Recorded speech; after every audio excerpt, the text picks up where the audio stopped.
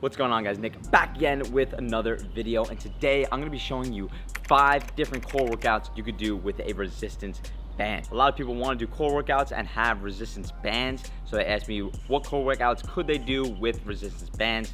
A lot of them are just making regular core workouts harder. However, I'm going to try to show you some new ones today that you might not have done before that you could start incorporating in your routine ASAP.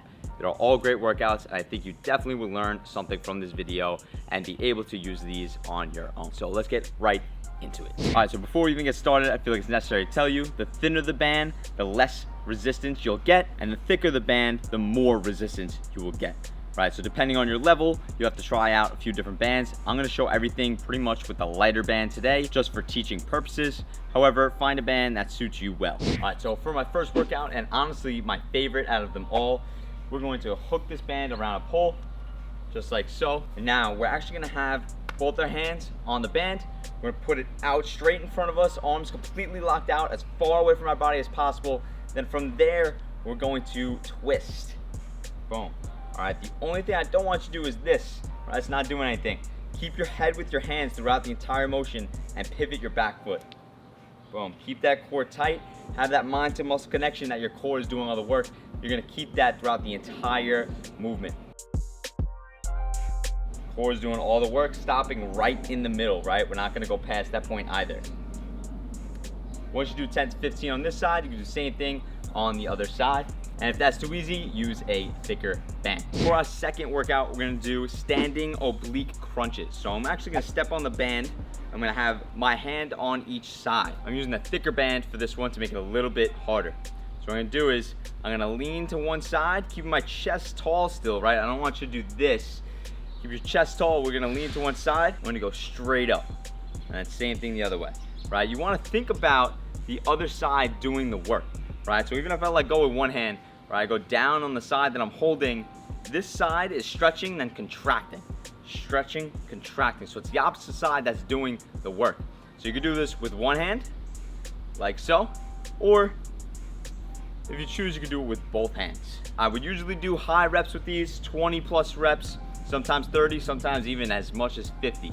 So keep that core tight. Think about the other side expanding and contracting to get the most out of this workout for your obliques. All right, for our third workout, we're actually gonna do hanging abs, but I attached a band behind me nice and low that I'm actually gonna step into so it's on my ankles. So you definitely need a good setup for this. However, if you got it, this is an awesome workout. So now that the band is on my ankles, I'm going to grab the bar and do my regular normal legless.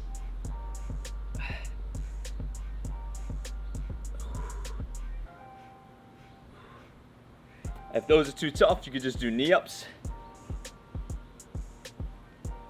That extra resistance trying to pull my feet back and me forcing myself to stay hollow is what makes this band workout so great. All right, so our next 2 workouts are actually on the ground, this one being on our knees. So what I'm gonna do is I'm gonna attach a band to a higher point, nice and secure. I'm gonna hold the band behind my head. From here, keeping my knees together and thinking about my core doing all the work, I'm gonna drive my upper chest, or I think at least my chin, towards my knee. A little bit out in front. You've probably seen somebody do this in the gym with a cable machine. However, it's the same effect as the band. All right, you wanna keep it nice and close to your shoulders so your arms aren't doing any work. And if you don't feel too much that way, try doing it the other way around. All right, so now we're facing the bar, same thing applies. I feel it a little bit more that way. I'll be honest, I don't absolutely love this workout. It's okay. You do feel it in your core if you keep that mind to muscle connection and use a thick enough band. All right, for this last one, we're gonna connect this band around the pole, and then both loops are gonna go onto my toes. Might have to curl your toes up a little bit to keep the band on, but once you're secured, there's a few different things you could do. You can do regular in and outs, or you can do one at a time, or you could even try leg lifts. Either way, these are all very tough and is a great way to add some resistance to these movements.